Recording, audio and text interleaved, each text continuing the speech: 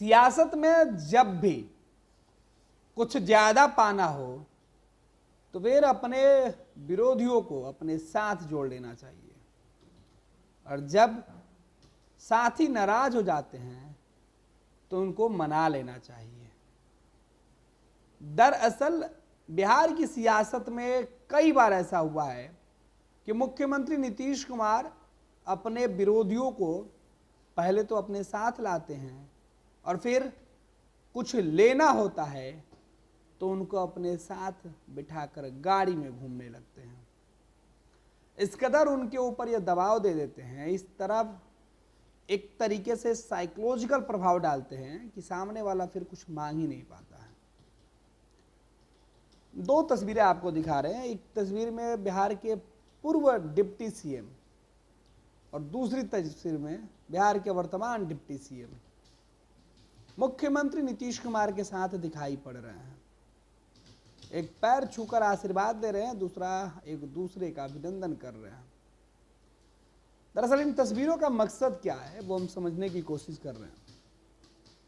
मुख्यमंत्री नीतीश कुमार 2005 से लेकर अब तक लगातार बिहार की कुर्सी पर बने हुए हैं और बिहार की सियासत में सबसे बड़े रणनीतिकार के तौर पर उभरे हैं।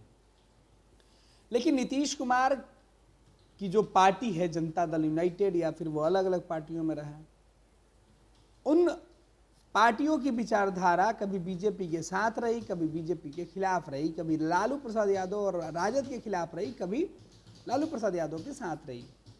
दरअसल लालू प्रसाद यादव की जो MY समीकरण की पार्टी थी, यादव और मुसलमानों की पार्टी थी, तेजस्वी यादव के सत्ता में एक्टिव होने के बाद वो A to Z की पार्टी बन गई और अब तो माई के बाद बाप की पार्टी बन गई है, जैसा तेजस्वी यादव कह रहे हैं। लेकिन बिहार के मुख्यमंत्री नीतीश कुमार कभी MY समीकरण या बाप या फिर A to Z की बात नहीं की है।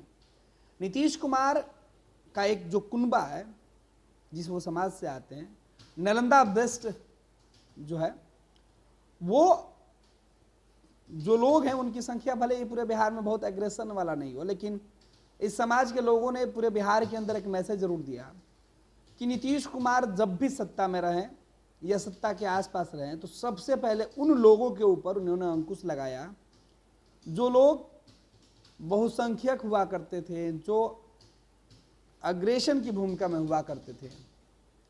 लालू प्रसाद यादव के सत्ता में आने के बाद जो लोग डराने की कोशिश करते थे, यानी यादव और मुसलमानों की बात कर रहे हैं, 90-95 के दौर में या 2000 के दौर में 2004 तक लालू प्रसाद यादव का जब शासनकाल रहा, उनकी पत्नी राबड़ी देवी का जो शासनकाल रहा, इस दौर में जनता के बीच नीतीश कुमार एक मैसेज देने में सफल हुए कि राजद के जो लोग हैं, लालू यादव और राबड़ी देवी के जो लोग हैं, जो समर्थक हैं, जो चाहने वाले लोग हैं,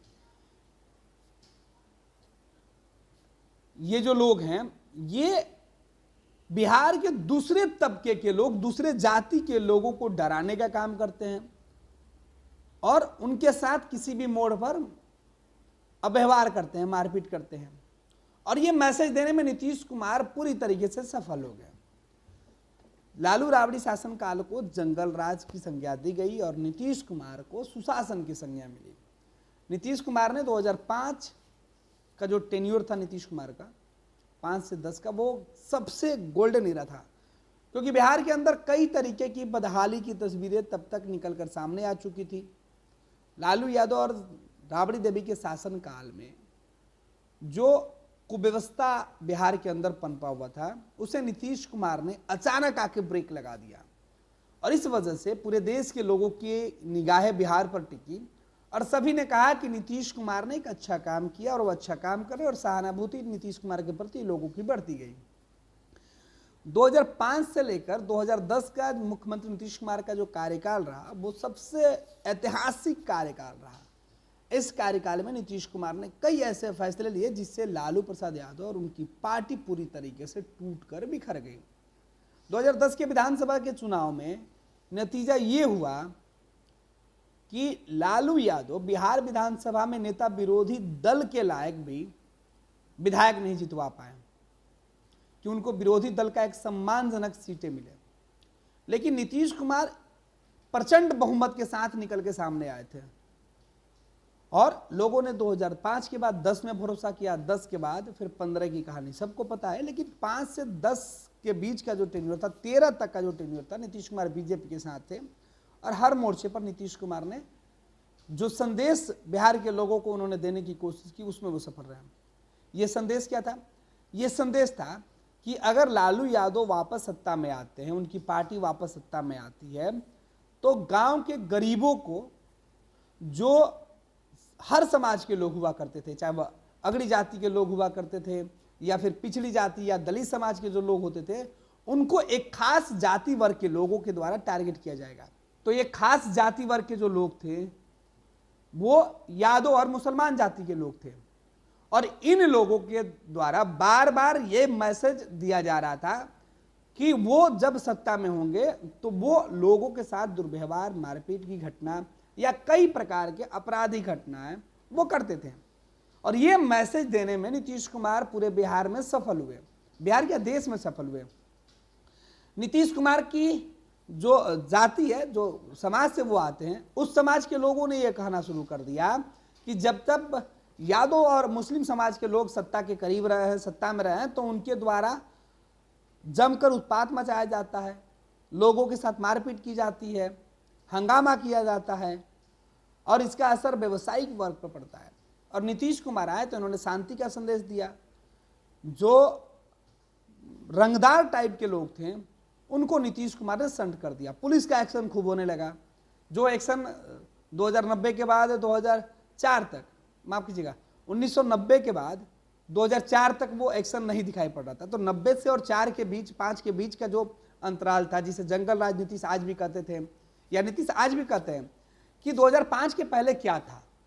तो 2005 के पहले एक डर था और इस डर को नीतीश कुमार ने पूरी तरीके से दिखाने में सफलता उन्होंने हासिल की और 18 वर्षों से ज्यादा इस डर को उन्होंने दिखाया है लोगों के मन में। और ये डर पूरे बिहार के लोगों में नीतीश कुमार ने जब जब दिखाना शुरू किया कि लालटेन की लौ की रोशनी में भी वो डर का जो उजाला था वो इस कदर हावी हुआ कि वो लालटेन की रोशनी के बावजूद भी नीतीश कुमार का जो डर था सुशासन के पहले का, वो डर लोगों के मन में बैठ गया। और उसका खमियाजा ये हुआ कि लालू प्रसाद यादव की पार्टी हर चुनाव में कमजोर होती गई, चाहे वो विधानसभा का चुनाव हो, लोकसभा का चुनाव हो, पंचायत का चुनाव हो। जिस जगह पर राजद के उम्मीदवार खड़े हुए उन्हें शिकस्त मिली और नीतीश कुमार एक ऐसी गारंटी के तौर पर उभर के सामने आए जो जिस चुनाव में खड़े हुए जीत और सफलता हासिल की। और नीतीश कुमार के साथ जो लोग थे वो जुड़ते गए और नीतीश का कुनबा कारवा बढ़ता गया। नीतीश कुमार के साथ जाने वाले लोगों को यह तय था कि वो जाएंगे तो जीत जाएंगे। और इसी के बीच नीतीश कुमार साल दर साल सत्ता में बैठकर गुजारते गए और इस बीच नीतीश कुमार के सिस्टम हावी होते गया। 2005 से लेकर 2010 तक जो सुशासन था, 2010 से 15 तक का जो सुशासन था, अपराध की घटनाएं 2015 में तब बढ़ गई एक बार फिर से जब नीतीश कुमार महागठबंधन के साथ गए और बीजेपी अलग हुई। तो बीजेपी ने एक मैसेज दिया कि नीतीश कुमार अगर बीजेपी की आरजेडी के साथ जाते हैं, बीजेपी को छोड़ के, तो हालात फिर 2005 की तरह होता है। कुछ दिनों के बाद भ्रष्टाचार के आरोप लगे लालू परिवार पर और नीतीश ने नाता तोड़ा। 2022 में फिर वो रिश्ता बना और टूट गया फिर। लेकिन 24 में जो 22 में कहानी लिखी गई थी 17-18 महीनों में, वो 24 में खत्म हुआ। और अब ये कहानी है कि नीतीश कुमार बता रहे हैं बार बार कि उनके जाति, उनके समाज के लोग किस तरीके से कमजोर हैं। और यही मैसेज नीतीश कुमार देकर बिहार की सत्ता पर काबिज रहे कि अगर लालू यादव के लोग अगर चुनाव जीत के आएंगे तो गांव गांव घूमकर जो गरीब लोग होंगे, जो कमजोर लोग होंगे, उनको डराने का काम करेंगे, उनसे रंगदारी लेंगे, उनके साथ मारपीट करेंगे। और ये होता था।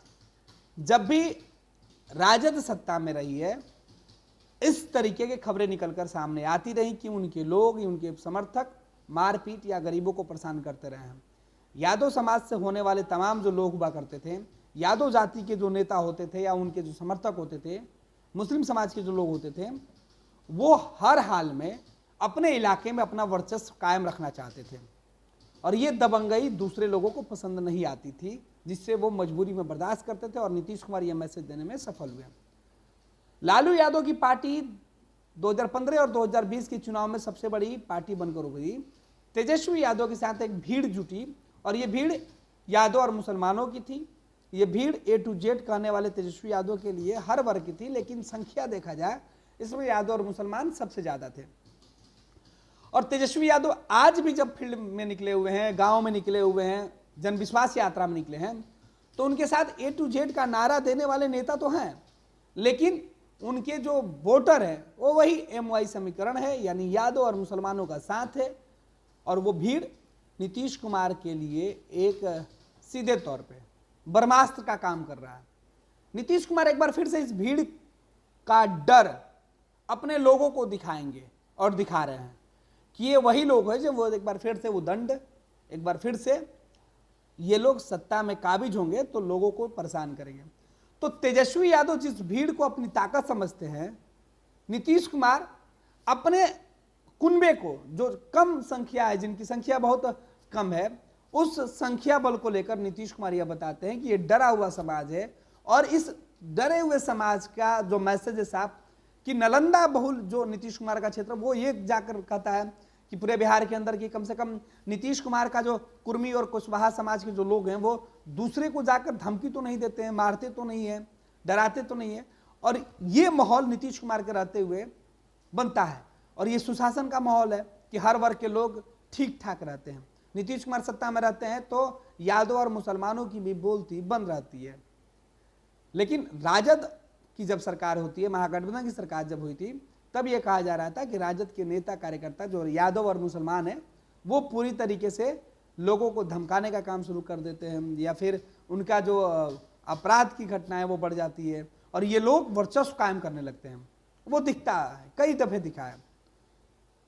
तो यही स्थिति है। लेकिन हम बात कर रहे थे कि नीतीश कुमार अपने लोगों को जब नाराज कर देते हैं तो फिर उनको मनाने की बातें क्यों करते हैं। दरअसल जब महागठबंधन की सरकार बनी थी तब नीतीश कुमार तेजस्वी यादव को अपने साथ अपनी गाड़ी में बिठाकर विधानसभा ले गए थे। ये पिछले विधानसभा की हम चर्चा कर रहे हैं, जब नीतीश कुमार और तेजस्वी यादव एक साथ थे और पिछला साल जो बजट सत्र हो रहा था, उस वक्त तेजस्वी के साथ, माफ कीजिएगा, नीतीश कुमार के साथ तेजस्वी यादव गाड़ी में विधानसभा पहुंचे थे और बिहार के शिक्षा विभाग के तहत जो मंत्री हुआ करते थे प्रोफेसर चंद्रशेखर, या कृषि विभाग के मंत्री हुआ करते थे सुधाकर सिंह, तो सुधाकर सिंह नीतीश कुमार के खिलाफ मोर्चा खोले हुए थे और नीतीश कुमार सुधाकर सिंह को सबक सिखाना चाहते थे। तो नीतीश कुमार ने सुधाकर सिंह को छोड़कर तेजस्वी यादव को सचिवालय में एक कार्यक्रम था, वहां से उन्होंने उनको उठाया और अपने साथ गाड़ी में बिठाकर वो लेके चले आए।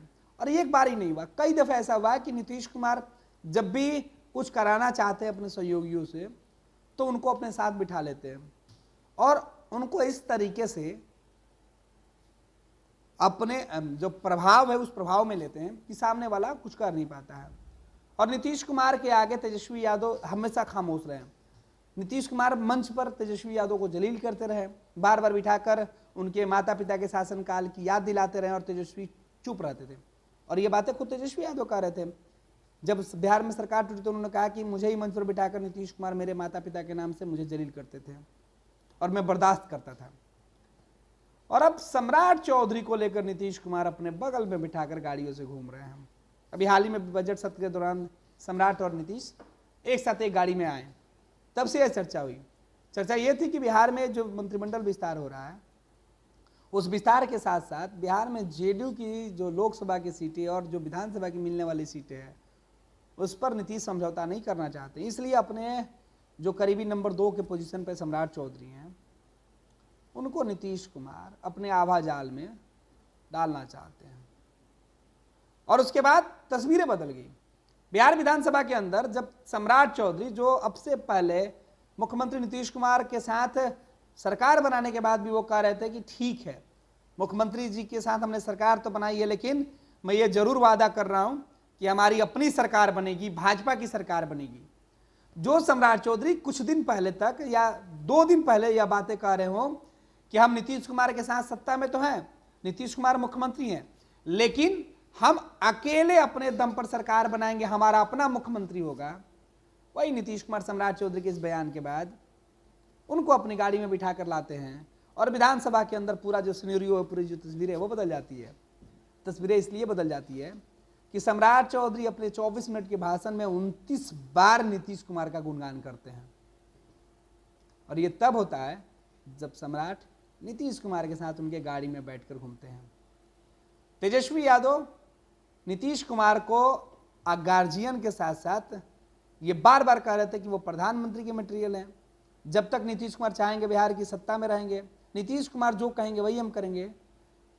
और ये तब सम्राट चौधरी बोल रहे हैं जब नीतीश कुमार कह रहे हैं कि हम आपके साथ खड़े हैं। ये तस्वीरें जब नीतीश कुमार का पैर छूते हुए तेजस्वी यादव दिखाई पड़ रहे हैं, वो तब का दौर था जब तेजस्वी नीतीश की गाड़ी में घूमते थे। और ये तब का दौर है जब सम्राट नीतीश कुमार के साथ हाथ जोड़कर खड़े हैं, हाथ बांध कर खड़े हैं। ये तब का दौर है जब सम्राट नीतीश की गाड़ी में घूम रहे हैं और असर दिखने लगा। यानी नीतीश कुमार के साथ नीतीश गाड़ी में उनको ही बिठाकर घूमते हैं जिनसे मुख्यमंत्री नीतीश कुमार को खुद का फायदा हो। नीतीश को जब जिस चीज से डर लगता है या नीतीश जो जिससे करवाना चाहते हैं उनको इस कदर अपने आवाज जाल में अपने प्रभाव में डालते हैं कि फिर वो उनसे विरोध नहीं कर पाता है। पहले तेजस्वी यादव विरोध करते थे तो सबसे पहले नीतीश कुमार ने तेजस्वी को अपने साथ बिठाकर घुमाना शुरू किया। सम्राट विरोध करते थे तो नीतीश ने सबसे पहले सम्राट को अपने साथ बिठाकर गाड़ी में घुमाना शुरू कर दिया है।